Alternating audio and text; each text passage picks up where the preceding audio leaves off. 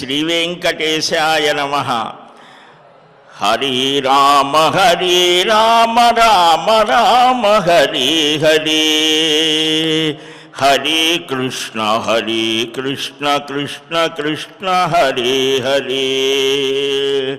హరే రామ రామ రామ హరి హరి, హరి కృష్ణ కృష్ణ కృష్ణ హరి హరి. శుక్లాంబరధరం విష్ణుం శశివర్ణం చతుర్భుజం ప్రసన్నవదనం ధ్యాయేత్ సర్వవిఘ్నోపశాంతయే. యస్యద్విరదవక్త్రాజ్యాః పారిషద్యాః పరస్యతం విఘ్నం నిఘ్నంతి సతతం విశ్వక్సేనం తమాశ్రయే. నమః శ్రీ వెంకటేశాయ నమో బ్రహ్మోదరాయ చ, నమః శాంతాయ కృష్ణాయ నమస్తే అద్భుతకర్మణి. అప్రాకృత శరీరాయ శ్రీనివాసాయ తే నమః. అప్రాకృత శరీరాయ శ్రీనివాసాయ తే నమః. కృష్ణాయ వాసుదేవాయ దేవకీనందనాయ చ, నందగోపకుమారాయ గోవిందాయ నమో నమః. శ్రీలక్ష్మీవల్లభారంభాం విఖనో మునిమధ్యమాం అస్మదాచార్యపర్యంతాం వందే గురుపరంపరాం. నారాయణం నమస్కృత్య నరం చైవ నరోత్తమం దేవీం సరస్వతీం వ్యాసం తతో జయముదీరయేత్. అస్మత్ శ్రీ గురుచరణారవిందాభ్యాం నమః. పరమగురుభ్యో నమః. సర్వగురుభ్యో నమః. ధర్మాధర్మౌ సమౌ స్యాతాం ద్వాపరే విప్రసత్తమ, అధర్మస్య ప్రభావేన కీయంతే చ ప్రజాస్తథా. అల్పాయుషో భవిష్యంతి కేచిత్ చాపి మునీశ్వర, కేచిత్ పుణ్యరతాం దృష్ట్వా అసూయాం విప్రకుర్వతే. కృష్ణ, వాసుదేవ, నారాయణ, ముకుంద, మాధవ, శ్రీహరి, పద్మనాభ, దామోదర, ఇలాగ భగవంతుని యొక్క దివ్యనామాల్ని అనారతం అవిచ్ఛిన్నంగా అవిస్మృతిత్వచరణారవిందే భవే భవే మేస్తు భవత్వదీయా కులశేఖరుల వారంట. మరచిపోకుండా నిరంతరం నీ నామాలను నా నోటి వెంట పలికించవయ్యా కృష్ణ, వాసుదేవ అని. ఇదే మనం కోరుకోవలసినది. అందువల్లనే పరమ భక్తాగ్రేసరుడైనటువంటి ఆ నారద మహర్షి వేద సారాన్ని అడుగుతాడు, మన కోసం అడుగుతాడు సనక మహర్షిని. అష్టాదశ పురాణాలన్నీ కూడా పరమాత్మ వైభవాన్ని చెబుతాయి. పురాణం సర్వశాస్త్రాణం ప్రథమం బ్రహ్మణాకృతం, అనంతరంచ వక్త్రేభ్యో వేదాస్తస్య వినిర్గతాః అని మనకు వాయుపురాణం చెప్తాడు. అంటే మొట్టమొదటిగా మనకు వేదములని చెప్తూ ఉన్న పురాణాన్ని స్మరించారట బ్రహ్మగారు. తర్వాతనే ఋగ్వేదం అవన్నీ కూడా వచ్చాయి అని వాయుపురాణం మనకు చెప్తారు. ఏముంటాయి ఈ పురాణాలలో? పురాణ పురుష గోవింద అని అంటాం కదా మనం. ఈ పురాణాలన్నీ 18 పురాణాలు ఆయనకు అవయవ స్వరూపంగా పద్మపురాణం చెప్తారు. ఋషుల చరిత్రలు వస్తాయి, మహావీరుల చరిత్రలు, ధర్మవీరులు, దయావీరులు, ఇలాగా అవతార గాథలు వస్తాయి, యజ్ఞ విధులు వస్తాయి, వ్రత తీర్థ ఉపవాస విధులన్నీ కూడా ఏ విధంగా సామాన్య మానవుడు కూడా చేయాలనేటువంటివి ఒక కథాసరళిలో వస్తాయి. సృష్టి క్రమం వస్తుంది. ధర్మశాస్త్రాలకు కూడా ఆధారం ఈ పురాణాలే. జయం జయత్యనేన సంసారమితి జయో గ్రంథ. లోక విజయాన్ని కూడా కలిగిస్తోంది. అందుకనే జయము అని భారతానికి పురాణాలకు కూడా వస్తాయి.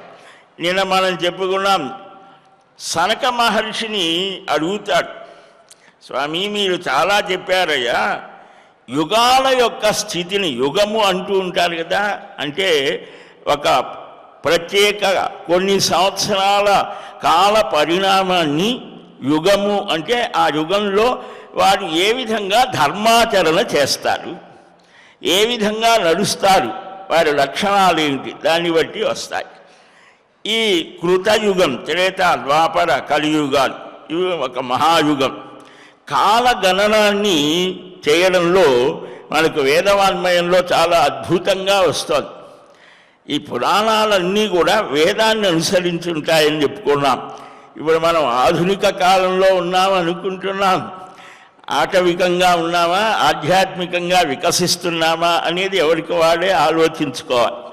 ఇవాళ విజ్ఞాన శాస్త్రాలు అంటే, విజ్ఞానం అంటే ఆధ్యాత్మిక విజ్ఞానం అనేది కాదు, ఈ వైజ్ఞానిక సైన్స్ ఇవాళ మనకు బాగా వృద్ధి అయ్యి అనేకమైనటువంటి సాంకేతికమైన సుఖాలని అందిస్తుంది. సంతోషమే.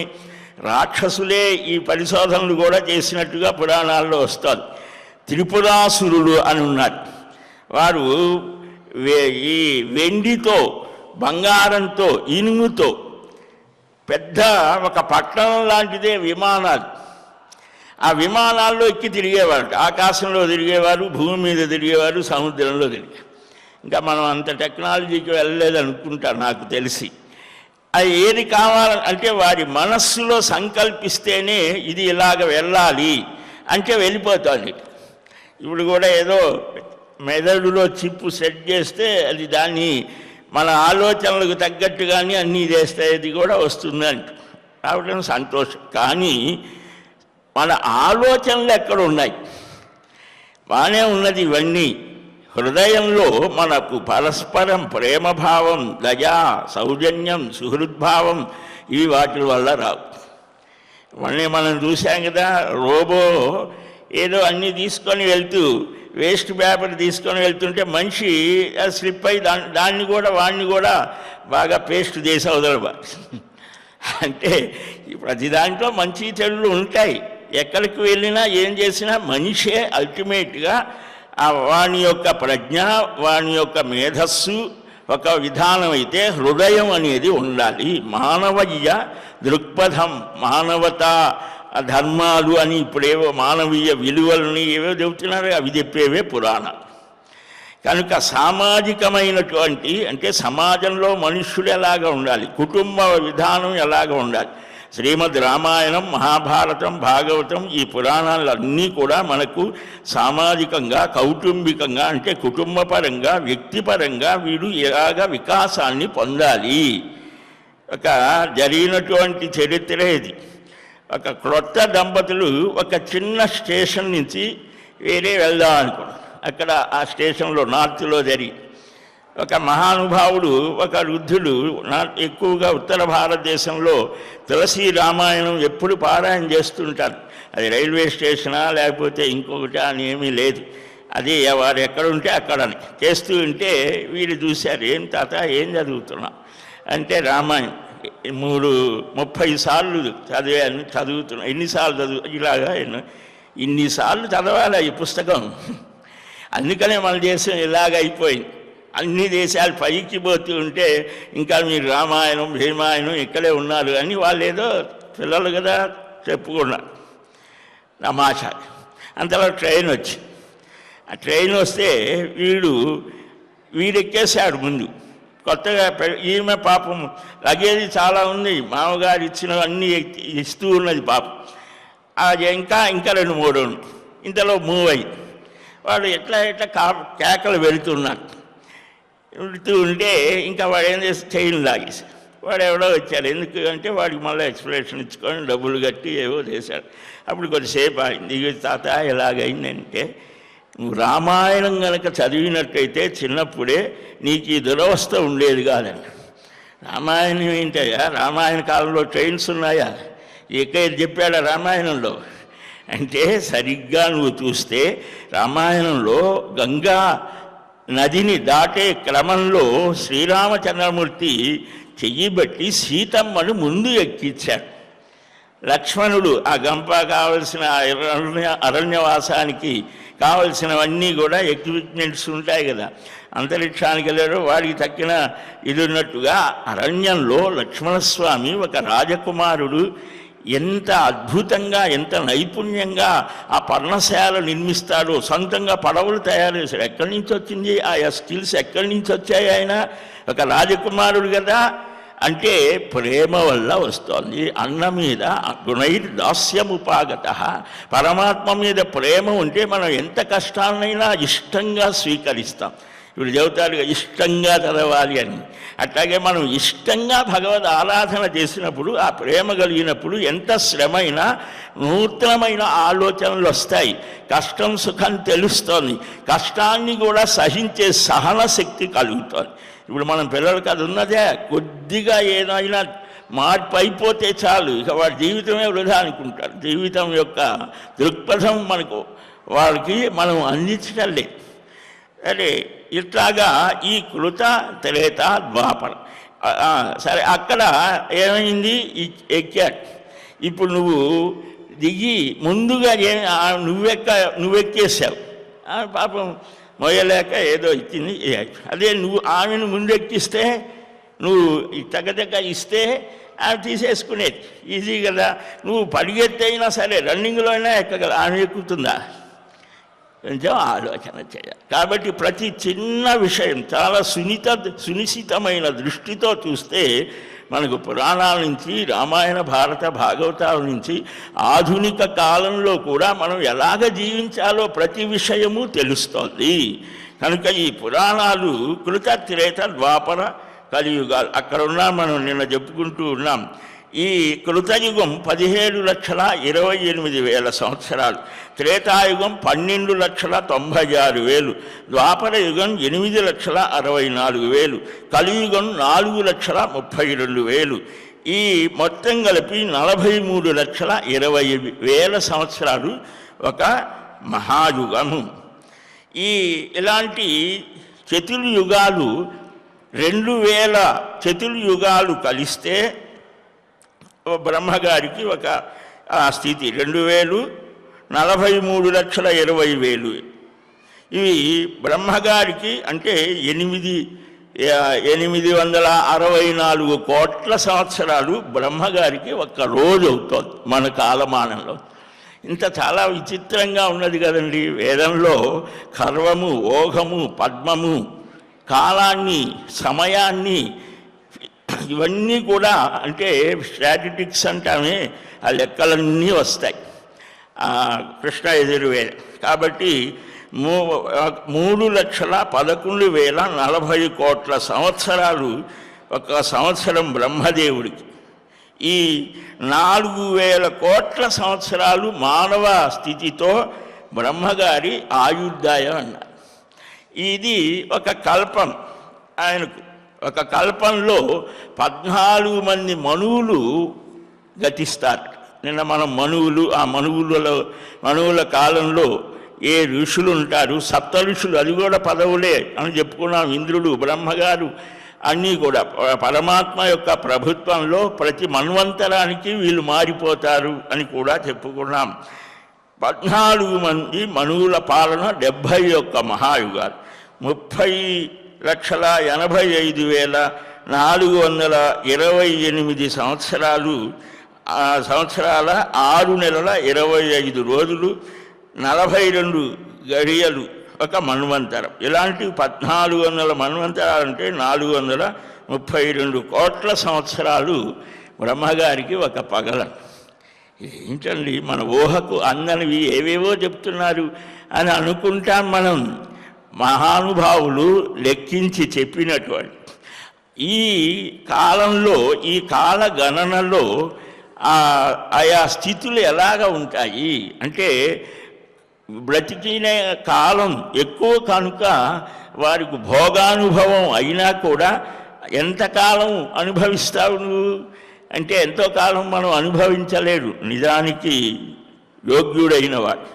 వాటి మనం ఏవైతే సుఖం అనుకుంటామో, ఇప్పుడు మనం బాగా ఎండలో వచ్చాం, ఏసీ వేసాం, ఒక గంట అయిన తర్వాత అది విసిగేస్తాం, ఆపేస్తాం, మళ్ళీ ఇంకొకటి చేస్తాం. ఇంకా అంటే ఏ సుఖమైనా తాత్కాలికంగానే ఆనందం ఇస్తోంది, కానీ అది శాశ్వతమైనది కాదు.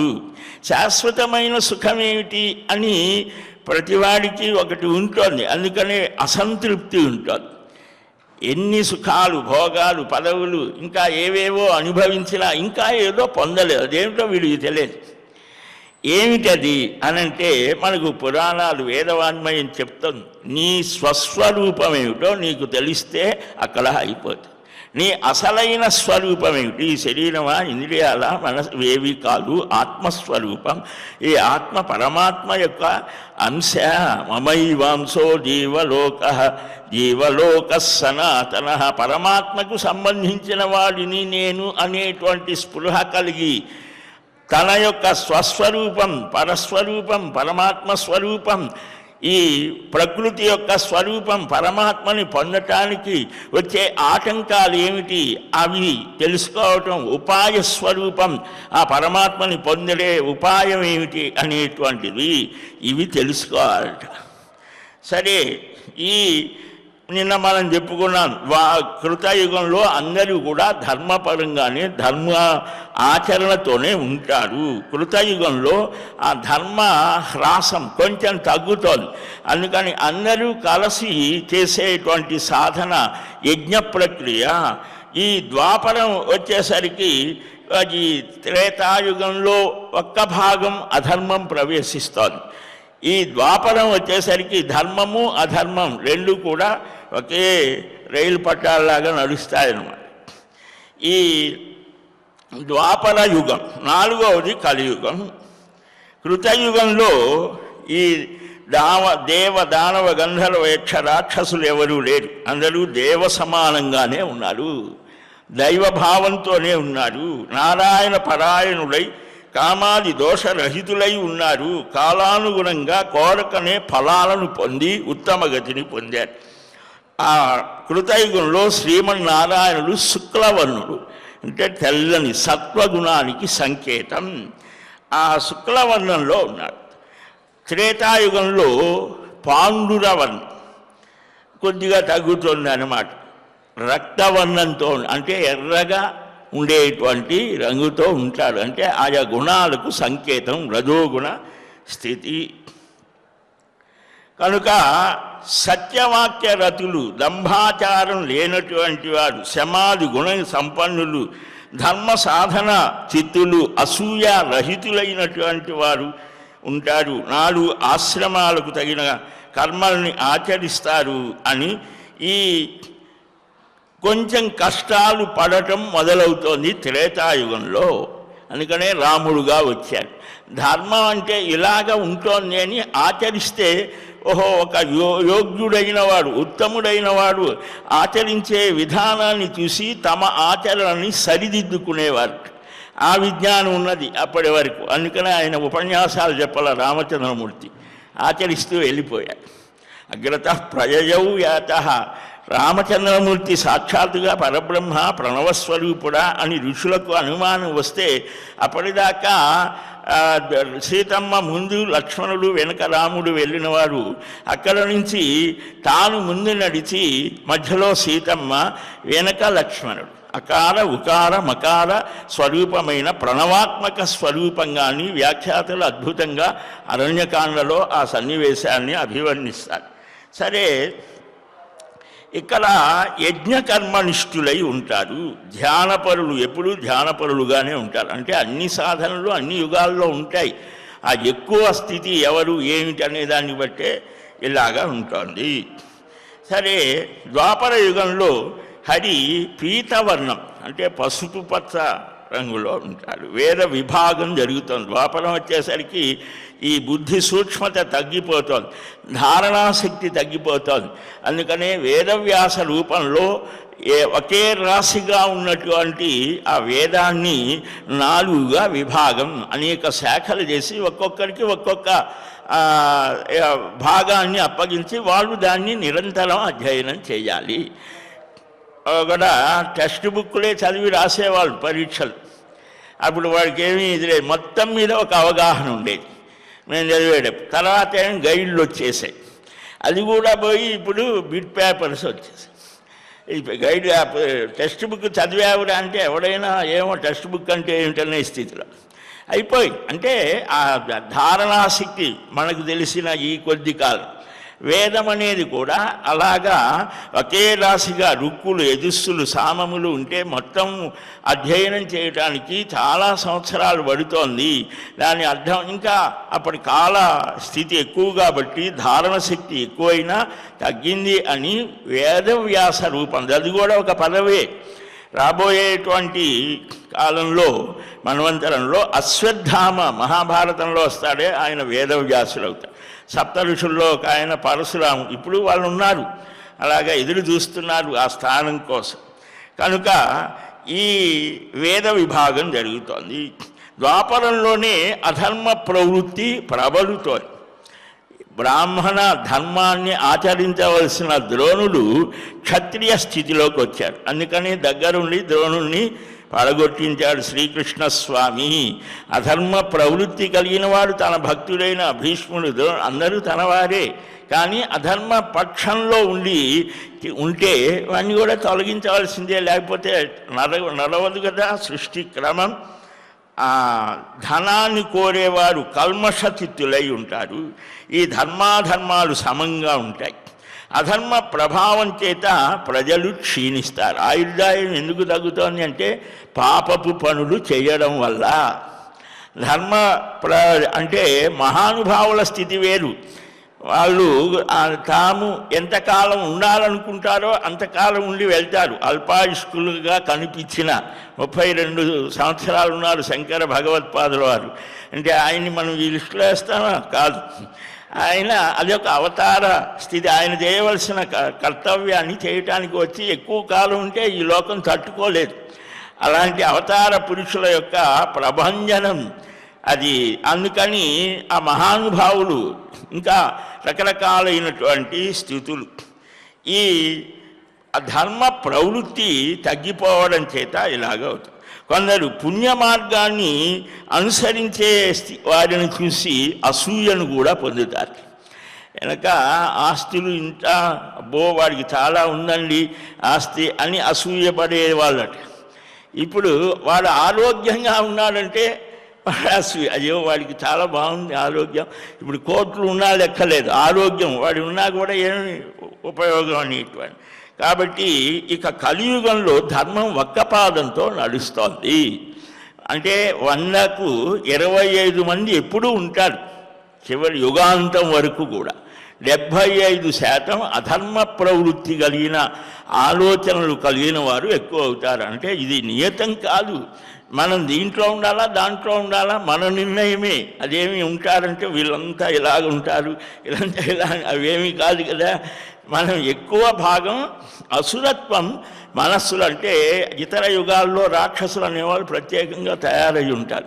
ఈ కలిలో వాళ్ళు శరీరాలతో కనిపించారట. ఎక్కడుంటారు అంటే మన ఆలోచనల్లో ఉంటారు. కనుక అసురత్వం ఆవేశించే మనం చేయరాని పనులు. మామూలుగా వాడు చాలా మంచివాడండి, ఇలాగ చేయరాని పని చేశాడంటే నాకు నమ్మకం కలగటం లేదంటాం కొంతమంది వ్యక్తులను చూస్తే. అంటే వాడు సహజంగానే మంచివాడే, ఆ సమయంలో వాడికి బుద్ధి అలాగ పోయిందంటే రాక్షసత్వం ఆవేశించిన ఆలోచనల్లో అసురత్వం. అందుకని దైవీ గుణాన్ని మనం పెంచుకోవాలి. ఈ కలియుగం తామస యుగం కాబట్టి శ్రీకృష్ణ శ్రీహరి వర్ణాన్ని ధరించాడు. అందుకనే ఆలయాలలో మనకు మన అయోధ్యలో కూడా ఉత్తర భారతదేశంలో ఎక్కువగా పాలరాతి విగ్రహాలే, పాలరాతి మూర్తులను ప్రతిష్ఠిస్తారు.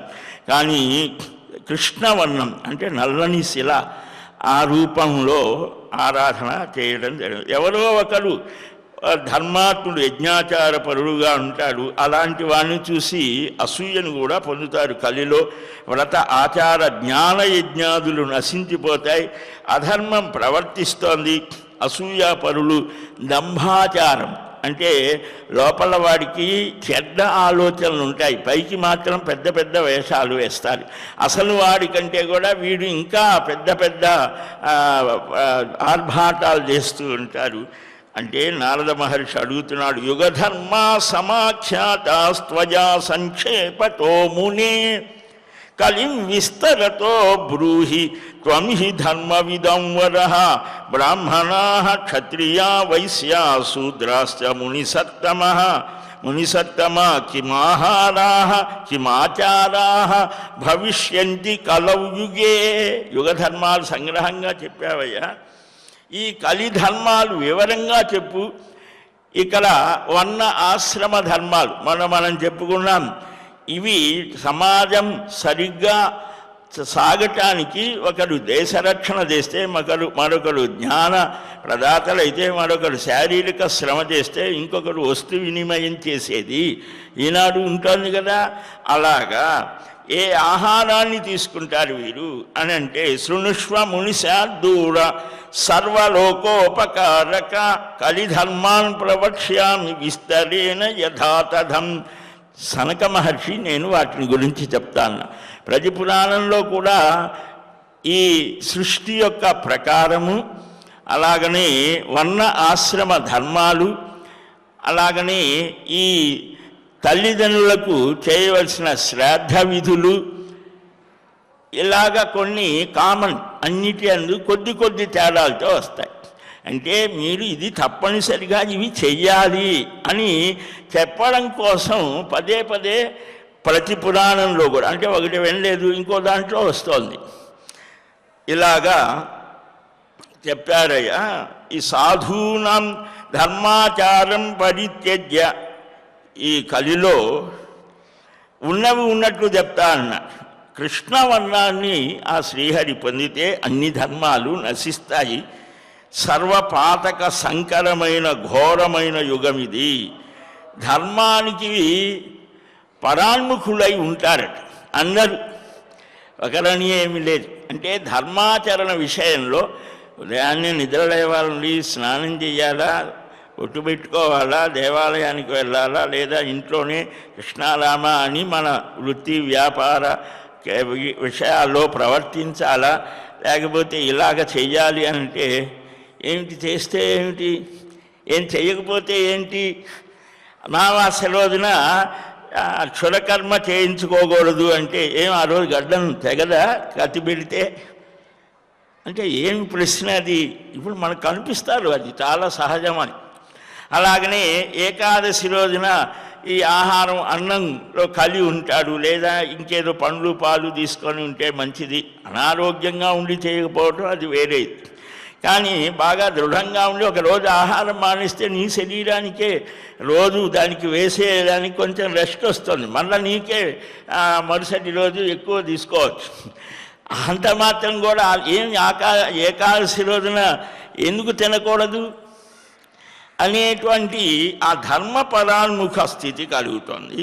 బ్రాహ్మణులు వేదాధ్యయనం చేయరు, కపటంతో ధర్మ ఆసక్తి కలిగిన వారులాగా ఉంటారు, అసూయాపరులు అవుతారు. పండితులు వ్యర్థంగా కలహిస్తారు, అంటే పెద్దగా అరిచేవాడే పండితులు అని కూడా పద్మపురాణంలో వస్తుంది.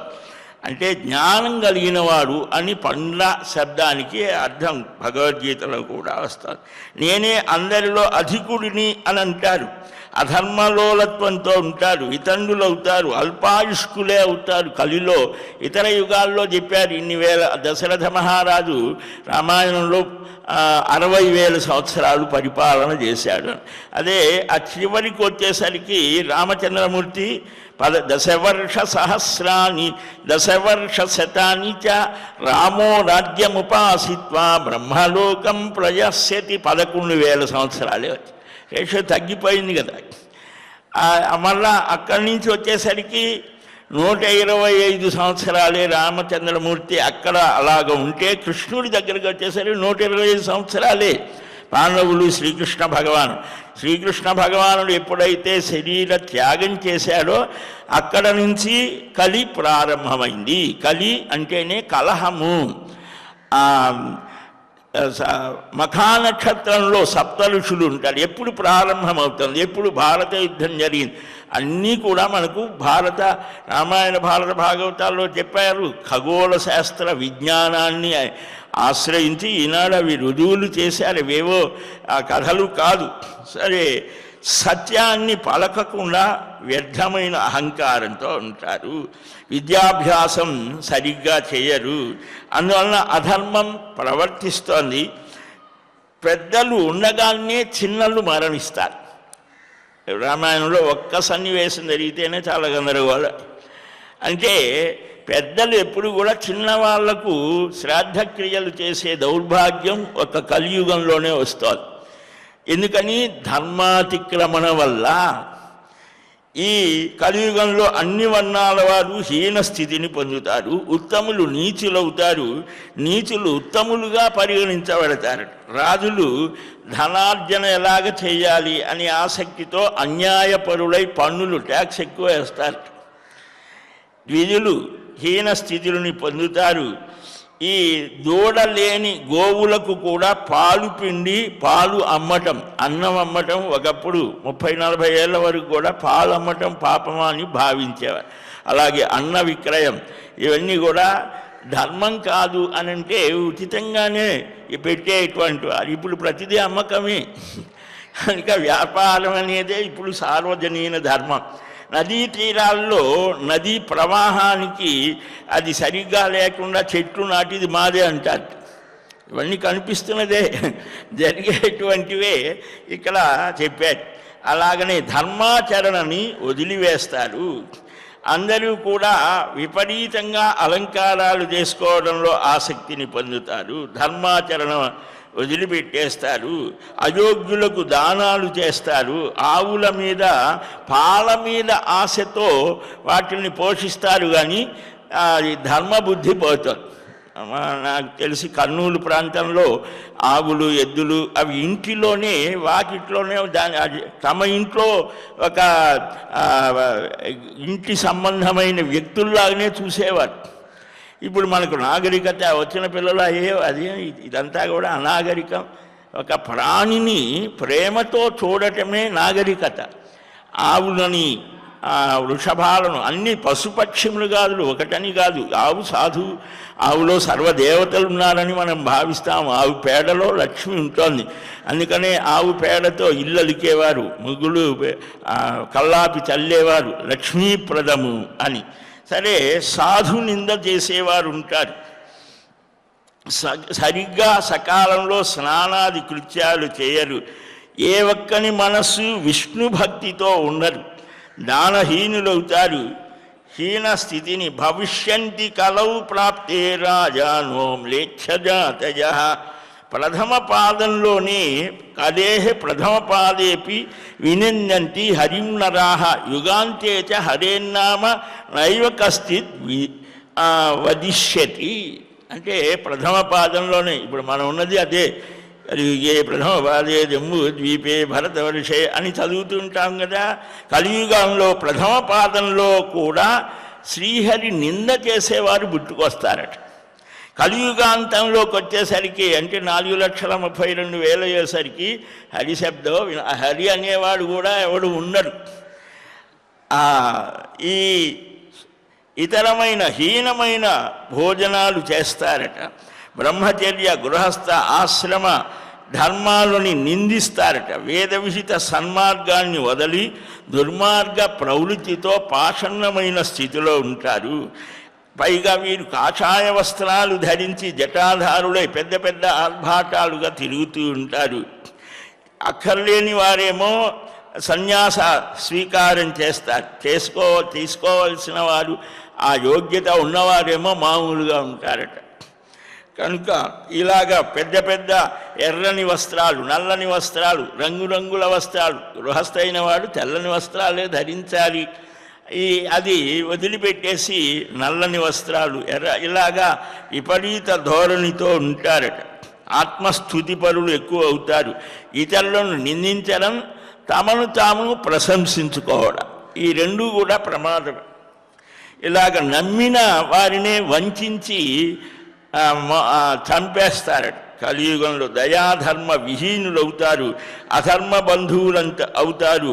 కలియుగాంతంలో మానవులకు పరమాయుర్దాయం 16 సంవత్సరాలేట. అంటే 16 ఏళ్ళు వాడు చాలా సంవత్సరాలు బ్రతికినట్టు. ఇంకా పూర్వం మనకు 45 సంవత్సరాల క్రితం వరకు కూడా 80 ఏళ్ళ వయస్సు వచ్చిన తర్వాత వాడికి ఏదో కాలు నొప్పో కనిపించడం పోవటమో ఏదో ఒకటి ఉండేది. ఇప్పుడు కడుపులో ఉండగానే వాడికి అన్ని రోగాలు సంక్రమించే స్థితి వస్తుంది. ఎందుకని ధర్మాచరణ లోపం. వీటన్నిటికీ ప్రధానమైన స్థితి అదే. నోటితో ధర్మాన్ని చెబుతూ మనసులో పాపాన్ని ఆలోచిస్తారు. దయా విద్య యవ్వనాదుల చేత మత్తులై అన్ని దుఃఖాలతో వ్యాకులురవుతారు. వ్యాధి తస్కర అంటే దొంగతనాల చేత, దుర్భిక్షాదుల చేత భయాన్ని పొందుతారు. అంటే కరువు కాటకాలు ఎప్పుడు వస్తాయో తెలియదు. అదే వరకు పంచాంగాల్లో కూడా ఇన్ని దిక్కుల వాన అని రాసేవారు, వర్షం. ఇప్పుడు అది కూడా ఎత్తేసారు. ఎందుకని ఎప్పుడు వస్తుందో తెలియదు. ఎండల కాలంలో అకాల వర్షాలు ఏర్పడతాయి. పరిహాసం చేస్తారు ధర్మాచరణ చేసేవారిని. సాంకర్యం ఏర్పడుతోంది. గురువు శిష్యుడు, తల్లి తండ్రి, కుమారుడు, భార్య, ఈ వావి వరసలు ఇవి కూడా అన్నీ పోతాయిట క్రమక్రమంగా. ధనవంతులైన వారు కూడా యాచకులవుతారు. ఇలాగ వేషధారులై ఎక్కువగా ఉంటారు. నిందిస్తారు వేదశాస్త్రాల్ని, కరువుల చేత బాధితులవుతారు. ఇలాగా చేయరానివన్నీ కూడా చేస్తారు. ఇంత జరిగినా దీనికి ఏమిటయ్యా అంటే, ఏవం కలే స్వరూపంతే కథితం విప్రసత్తమ హరిభక్తి పరానేష నకలిర్బాధతే క్వచిత్. ఆ కలిలో ఈ హరిస్మరణ చేసేవాడిని ఈ లక్షణాలు అంటాం. ఇది ప్రధానమైనటువంటిది. ఇంకా ఏమేమి చేస్తారు? ఆ భగవన్నామ స్మరణ చేత ఈ కలి అనేది అంటదు అని, అదే మనకు ప్రధానమైనది. ఆ స్మరణ మనం నిరంతరాయం చేసే ఆ స్థితిని ప్రసాదించమని కలియుగ ప్రత్యక్ష దైవమైనటువంటి కల్పవృక్షం కామధేనువు ఆ శ్రీనివాసుని ప్రార్థిద్దాం. హరే రామ రామ రామ హరే హరే, హరే కృష్ణ కృష్ణ కృష్ణ హరే హరే, హరే రామ రామ రామ హరే హరే, హరే కృష్ణ కృష్ణ కృష్ణ హరే హరే. శ్రీకృష్ణ గోవింద హరే మురారే, హే నాథ నారాయణ వాసుదేవా. స్వస్తి ప్రజాభ్యః పరిపాలయంతాం న్యాయేన మార్గేణ మహీం మహీశాః. గోబ్రాహ్మణేభ్యः శుభమస్తు నిత్యం. లోకాః సమస్తాః సుఖినో భవంతు. శ్రేయఃకాంతాయ కళ్యాణనిధయే నిధయేర్థినాం శ్రీవేంకటనివాసాయ శ్రీనివాసాయ మంగళం. బలం విష్ణోః ప్రవర్ధతాం సర్వం శ్రీకృష్ణార్పణమస్తు.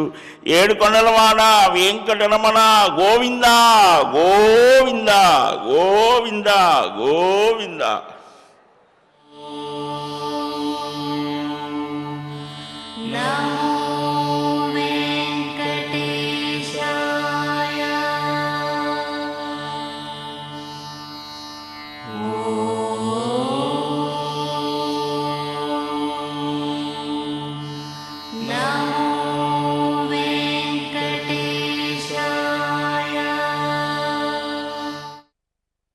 Oh